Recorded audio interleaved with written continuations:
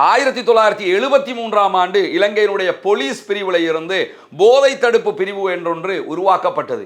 உருவாக்கப்பட்டதிலிருந்து இன்ன வரைக்கும் நீங்க எடுத்து பாருங்க, இத்தனை பேரை கைது பண்ணோம், இத்தனை பேரை அரெஸ்ட் பண்ணோம், அது பண்ணோம், இது பண்ணோம் எல்லாம் சொல்லுவாங்க. ஆனா இதுக்கு முடிவு வந்ததா, தீர்வு வந்ததா? எத்தனை தசாப்தங்களை கடந்து விட்டோம். எனவே இதற்கு தீர்வு வர வேண்டும் என்றால் மரண தண்டனை ஒன்று மட்டும்தான் தீர்வு. இதை நம்ம சும்மா சொல்லலைங்க, எல்லா சமூகத்தை சேர்ந்த மக்களும் புரிந்து கொள்ளும் விதமாகத்தான் இதை நம்ம சொல்ல நினைக்கிறோம். என்ன கேட்டா,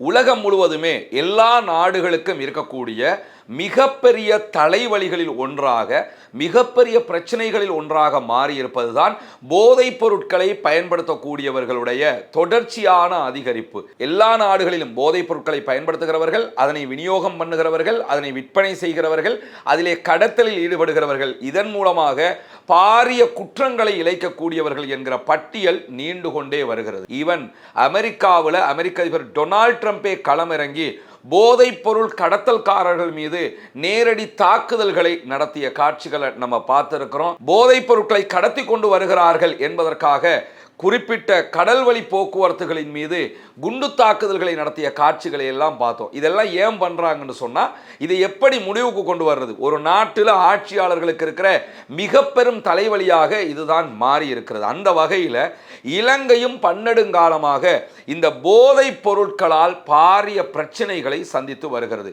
ஒவ்வொரு காலகட்டத்திலையும் இந்த போதைப் பொருட்களோடு பயன்பாட்டுகளோடு தொடர்புடையவர்களுக்கு என்ன தண்டனை வழங்கலாம், இதை எப்படி நம்ம முடிவுக்கு கொண்டு வரலாம், இதை தடுக்கிறதுக்கான வழி என்ன என்பதையெல்லாம் ஒவ்வொரு அரசுகளும் ஆராய்ந்து கொண்டே இருக்கிறது. கடந்த 2018 ஆண்டு 7ஆம் மாதம் 10ஆம் தேதி அன்றைய ஆட்சியாளராக இருந்த மைத்திரிபால சிறிசேனவினுடைய அரசாங்கம் அமைச்சரவையிலே ஒரு முடிவை எடுத்தது. அது என்ன முடிவு என்று சொன்னால், போதைப் பொருட்களை கொண்டு பாரிய குற்றம் இழைக்கக்கூடியவர்களுக்கு, போதைப் பொருட்களை பயன்படுத்துகிற, விற்பனை செய்கிற, அதற்கு துணை போகிறவர்களுக்கு உச்சபட்ச தண்டனையாக மரண தண்டனையை நாம் அமுல்படுத்துவது என்பதுதான் அவர்கள் கொண்டு வந்த தீர்மானம்.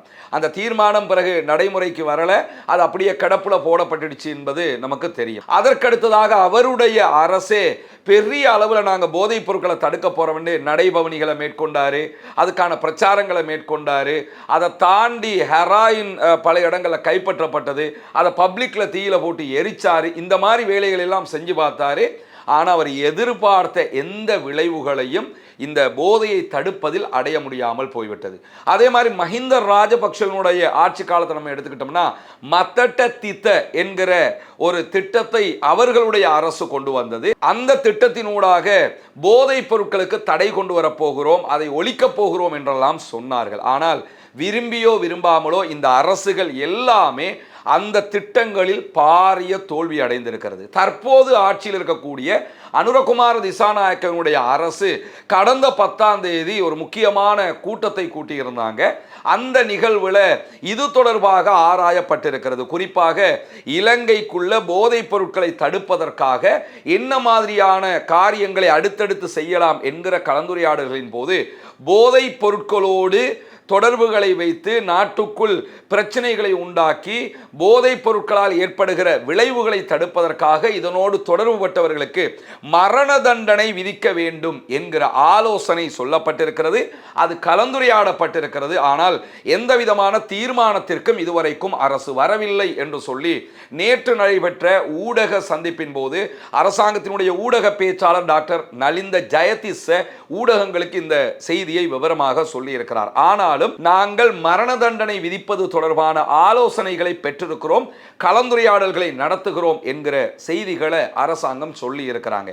இந்த இடத்துல நம்ம என்ன கவனிக்கணும்னு கேட்டா, ஒரு நாட்டை வலுப்படுத்துவது அல்லது வளப்படுத்துவது, ஒரு நாட்டை சரி செய்கிறது, இதெல்லாம் யாரால செய்ய முடியுமா? அது நாடோ வீடோ ஏதோ யாரால பண்ண முடியும்னா, யாருக்கு அதில் ஆர்வம் இருக்கிறதோ, யாருக்கு அதை செஞ்சு முடிக்கணுங்கிற தேவை இருக்கிறதோ, யாருக்கு ஒரு புரட்சியை ஏற்படுத்தணும்ன்ற தேவை இருக்குதோ அவங்க மட்டும்தான் பண்ண முடியுமே தவிர வேறு யாரும் பண்ண முடியாது.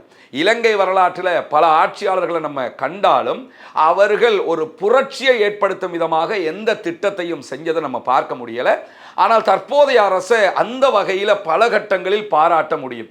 குறிப்பாக கடந்த வாரம் வெளியான ஒரு முக்கியமான செய்தி என்னன்னு கேட்டால், இலங்கையில் இந்த போக்குவரத்து காரியங்களை நெகிழ்வாக கொண்டு போகிறதுக்காக, ஈஸி பண்ணுறதுக்காக பலவிதமான திட்டங்களையும் அரசு முன்மொழிந்திருக்கிறது, செயல்படுத்துகிறது. அதில் நிறைய ஹைவேஸை மற்ற பகுதிகளோடு இணைக்க போகிறாங்க, நிறைய வீதிகளை அமைக்க போகிறார்கள். இப்படியான காரியங்களை செய்வதற்காக நிதிகளை ஒதுக்கி இருக்கிறார்கள். கிட்டத்தட்ட 24 பில்லியன் ரூபாய்கள் அதற்காக ஒதுக்கப்பட்டிருக்கிறது. ஆச்சரியம் என்னன்னு கேட்டால், இந்த 24 பில்லியன் ரூபாய்களும் இலங்கையினுடைய பணம். வெளிநாட்டிலிருந்து கடன் எடுத்ததில்லை. பொதுவாக நம்ம நாடு என்ன பண்ணுவாங்கன்னா, நாங்கள் அதை செய்ய போகிறோம், சீனாட்டை இருந்து இவ்வளவு பில்லியன், அல்லது அமெரிக்காட்ட இருந்து இவ்வளவு, அல்லது வேர்ல்டு பேங்க்ல இருந்து இவ்வளவு, அல்லது ஆசியா அபிவிருத்தி வங்கிட்ட இருந்து இவ்வளவுன்னு சொல்லி கடன் வாங்கித்தான் இதெல்லாம் பண்ணுவாங்க. இந்த வாட்டி கடன் வாங்காமல் நம்ம நாட்டு காசை வச்சு நாங்கள் இதெல்லாம் பண்ண போகிறோம்னு அறிவிச்சிருக்கிறாங்க. அதில் இன்னொருபடி மேலே போய் நம்ம நாட்டுக்குள்ளே இப்போ மெட்ரோ பஸ் எல்லாம் ஓடிக்கிட்டு இருக்குது. இதுவெல்லாம் கடனாகவோ அல்லது அன்பளிப்பாகவோ பெறப்பட்டது அல்ல.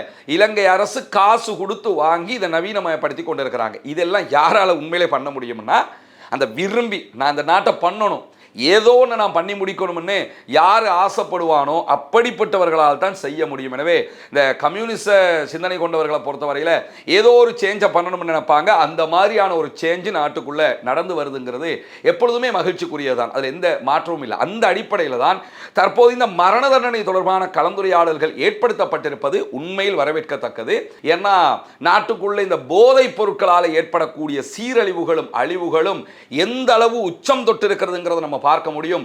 இதுவரைக்கும் கிட்டத்தட்ட 3 அல்லது 4 சிறைச்சாலைகளுக்குள்ளேயே பாரிய மோதல்கள் ஏற்பட்டிருக்கிறது. இது எல்லாமே பேசிக் எங்க தொடங்குதுன்னு கேட்டால் இந்த இடத்துல இருந்துதான் தொடர்ந்து வருவதை நம்ம அவதானிக்க முடியும். எனவே இதற்கு மிக கடுமையான தண்டனை கொடுத்தால் மாத்திரம்தான் தீர்வு காண முடியும் என்பதிலே எந்த மாற்று கருத்தும் இல்லை. இது தொடர்பாக பல மதங்களைச் சேர்ந்த தலைவர்களும் கருத்துக்களை சொல்லிக் கொண்டிருக்கிறார்கள். அண்மையிலே கொழும்பு பேராயர் மல்கம் ரஞ்சித் அவங்க விடுத்திருக்கக்கூடிய அறிவிப்பில் மரண தண்டனையை நாங்கள் ஏற்றுக்கொள்ள முடியாது என்கிற கருத்துப்பட அவருடைய செய்திகள் எல்லாம் சொல்லியிருக்கிறார். அவர்களுடைய கருத்துக்களை சொல்லி வருகிறார்கள். ஆனால் பொதுவாக நம்ம புரிந்து கொள்ள வேண்டிய ஒரு அடிப்படையான விஷயம் என்னன்னா, எந்த குற்றமும் எப்பொழுது முடிவுக்கு வரும்னா தண்டனைகள் கடுமையாக்கப்பட்டால் மட்டும்தான் முடிவுக்கு வரும். இன்னைக்கு நீங்க அரபு நாட்டில் பார்க்க முடியும். அரபு நாடுகளில் தண்டனைகள் ஏன் இவ்வளவு கொடுக்குறாங்க என்று கொதிச்சு போறோம்ல, அப்படி தண்டனை கொடுக்க போய்தான் அந்த நாடுகளில் இந்த குற்றங்கள் இல்லாத காரணங்களை நீங்க பார்க்க முடியும். அங்க நம்ம நாட்டில் நடக்கிற மாதிரி குற்றங்கள் பிரச்சனைகள் ஏற்படுதான்னு பார்த்தா ரொம்ப ரொம்ப ரேராக இருக்கக்கூடிய காட்சிகளை தான் நீங்க காண முடியும். ஏன்னா சட்டம் கடுமையானது. நீங்கள் நினச்ச மாதிரி அங்கே ஆட முடியாது. அதுக்கேற்ற மாதிரி ரூலை பண்ணி வச்சிருக்கலாம். அதனால் தான் அவர்களுடைய நாடு அப்படி போய்கிட்டு இருக்குது. அந்த மாதிரி ஒரு நாடு சுமூகமாக இருக்க வேண்டும் என்றால் சட்டங்கள் கடுமையாக்கப்பட வேண்டும். அந்த அடிப்படையில் மரண தண்டனை ஒன்று மட்டும்தான் போதைப் பொருட்களிலிருந்து விடிவுக்கான ஒரே தேடலாக இருக்க முடியும். இலங்கையில் மரண தண்டனை சட்டமாக இருந்தது. 1976ஆம் ஆண்டு சிறிமாவோ பண்டாரநாயக்கவுடைய ஆட்சி காலத்தில் மரண தண்டனை இல்லாமலாக்கப்பட்டது. ஆனாலும் இலங்கையினுடைய அதிபர் நினைத்தால், ஜனாதிபதிக்கு விதாயக பலய இருக்கிறது, அந்த அடிப்படையில் அவர் நினைச்சார்னா ஒரே கையெழுத்தில் மீண்டும் அதை அமுல்படுத்திட முடியும். அந்த அளவுக்குண்டான அதிகாரம் ஜனாதிபதி அவர்களுக்கு இருக்கிறது. அப்படியான ஒரு வாய்ப்பு இருக்கிற காரணத்தினால இதை பற்றி யோசிப்பது மிக முக்கியமானது தான். 1973ஆம் ஆண்டு இலங்கையினுடைய போலீஸ் பிரிவுல இருந்து போதை தடுப்பு பிரிவு என்றொன்று உருவாக்கப்பட்டது.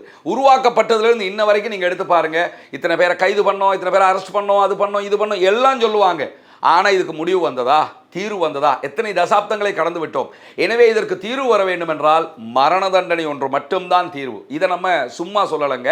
எல்லா சமூகத்தை சேர்ந்த மக்களும் புரிந்து கொள்ளும் விதமாகத்தான் இதை நம்ம சொல்ல நினைக்கிறோம். என்ன கேட்டா, இஸ்லாமிய மார்க்கம் இந்த உலகத்திற்கு முகமது நபி அவர்களால் அறிமுகப்படுத்தப்படுகிற போது மக்காவை சேர்ந்தவர்கள் முடா குடிகாரர்களாக இருந்தார்கள். போதைதான் வாழ்க்கையாக இருந்தது. அவர்களிடத்துல எப்ப போய் நிதானமா இருப்பாங்க பேசுறதுக்கு என்று யோசிக்கிற அளவுக்கு ஒரு போதைதான் வாழ்க்கையாகவே சுற்றிய ஒரு சமூகமாக அவங்க இருந்த நிலையில தான் அந்த சமூகத்தை தெளிவான சமூகமாக முகமது நபி அவர்கள் மாற்றினார்கள். காரணம் என்னன்னு கேட்டா, படிப்படியாக இஸ்லாம் சட்டங்களை கொண்டு வந்து இறுதியில போதைக்கு உட்படுகிறவர்களுக்கு மரண தண்டனை விதிக்கப்படும் என்கிற சட்டத்தை முன்மொழிந்தது. கடைசியாக இதுக்கு மேலே நம்ம எதையாவது பண்ணோம்னா மரணிக்க வேண்டி வரும் என்கிற அச்சம் வந்தது. அந்த மக்கள் மொத்தமாக அதை விட்டு வெளியேறுகிற சூழல் ஏற்பட்டது. மதீனாவினுடைய ரோடுகளில் சாராயங்களை கொண்டு போய், மிக பெருமதி வாய்ந்த மதுபானங்களை கொண்டு போய் கொட்டினார்கள் என்கிற வரலாற்றுகளை பார்க்குறோம். அன்னைக்கு எது போதையாக இருந்ததோ அது அன்றைக்கு அழிக்கப்பட்டது. இன்றைக்கு இருக்கிற போதையும் அழிய வேண்டும் என்றால் மரண தண்டனை தண்டனை மட்டும்தான் தீர்வாக முடியும். முகமது நபி ஸல்லல்லாஹு அலைஹி வஸல்லம் அவர்கள் இந்த உலக மாந்தருக்கு கற்றுத்தருகிற ஒரு அற்புதமான செய்தி என்னன்னு கேட்டா, யார் போதை வயப்படுகிறானோ, யார் இந்த குற்றத்தை செய்கிறார்களோ அவர்களுக்கு முதல் தடவை பப்ளிக்ல வைத்து சாட்டையால் அடியுங்கள், அவமானப்படுத்தும் விதமாக பப்ளிக்ல இவன் இந்த காரியத்தை பண்றான்ங்கிறத உணர்த்துங்க. திரும்பவும் அதே குற்றத்தை பண்ணான்னு கேட்டா அதே மாதிரி பண்ணுங்க, திரும்பவும் அதே குற்றத்தை பண்ணான்னா அதே மாதிரி பண்ணுங்க. 3 வாட்டி அவனுக்கு தண்டனை கொடுக்கப்படுகிறது, பப்ளிக்ல கொடுக்கப்படுகிறது, அதற்கான வாய்ப்பும் கொடுக்கப்படுகிறது.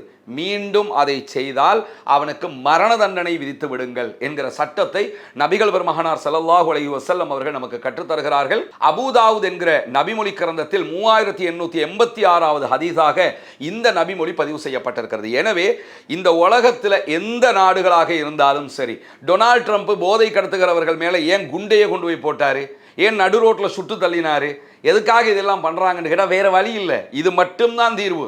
மரண பயம் காட்டப்பட்டால் மட்டும்தான் குற்றங்களிலிருந்து இவர்கள் விடுபடுவார்கள். தவிர இல்லை என்றால் இலங்கை சுடுகாடாக மாறிவிடும், இலங்கையை நாசமாக்கி விடுவார்கள். கண்ணுக்கு தெரியாத அளவுக்கு இந்த போதை மாஃபியா நாட்டையே சுற்றி வளைத்திருக்கக்கூடிய சூழல்ல இதற்கு மரண தண்டனை மட்டும்தான் தீர்வாக முடியும். அதை நோக்கிய ஒரு கலந்துரையாடலுக்கு அரசு விளைந்திருப்பது என்பது மிகவும் வரவேற்கத்தக்கது. காரணம் என்னன்னு கேட்டா, இப்ப நடைமுறையில் இருக்கிற வகையில் நம்ம பார்த்தோம்னா அனுரகுமார் திசாநாயக்க மாதிரி ஏதாவது இந்த நாட்டுக்கு நம்ம பண்ணணும் என்கிற வேட்கையில் இருக்கக்கூடிய ஒரு அதிபராலும் அவரை சுற்றி இந்த நாட்டை நாம் ஏதோ ஒரு வகையில் முன்னேற்றியே ஆக வேண்டும் என்கிற ஆர்வத்தில் இருக்கக்கூடிய அந்த சகோதரர்களாலும் தான் இதற்கு ஒரு தீர்வை காண முடியும். ஏன்னா அவங்கள்ட்ட போய் டீல் பேச முடியாது. நம்ம கொஞ்சம் அப்படி பண்ணிக்கிறோம், கண்டு காணாமல் இருங்க, இவ்வளவாவது வச்சுக்கிறங்க, உங்களோட கட்சிக்கு இவ்வளோ எடுத்துக்கிறங்க, இந்த டீல் பேசுகிற இடத்துல அவங்க கிடையாது, அவங்கள்ட்ட அந்த வாசலே கிடையாது. எனவே யார் பணத்திற்கு அடிமையாக மாட்டார்களோ, யார் இந்த நாட்டுக்கு எதையாவது செய்யணும்னு வேட்கையோடு இருப்பாங்களோ அவங்கள வச்சுத்தான் இந்த காரியத்தை சாத்தியப்படுத்த முடியும். எனவே இலங்கை போதையற்ற இலங்கையாக மாற வேண்டும் என்றால் அதற்கு இஸ்லாம் சொல்வதைப் போல மரண தண்டனை மட்டும்தான் தீர்வு. உண்மையிலேயே மரண தண்டனை கொடுப்பது என்கிற ஒரு முடிவுக்கு இலங்கை அரசு வர வேண்டும் என்றாலும் அனுரகுமார் திசாநாயக்க மாதிரி ஒரு போல்டான அதிபரால் தான் அந்த இடத்துக்கு வர முடியும். பொறுத்திருந்து பார்ப்போம் என்னவெல்லாம் நடக்கிறது என்பதை. நாடு நலம் பெற, நாமும் வளம் பெற இப்படியான ஒரு சூழல் உருவாக வேண்டும் என்கிற பிரார்த்தனையோடு முடித்துக் கொள்கிறேன். அல்ஹம்துலில்லாஹி ரப்பில் ஆலமீன்.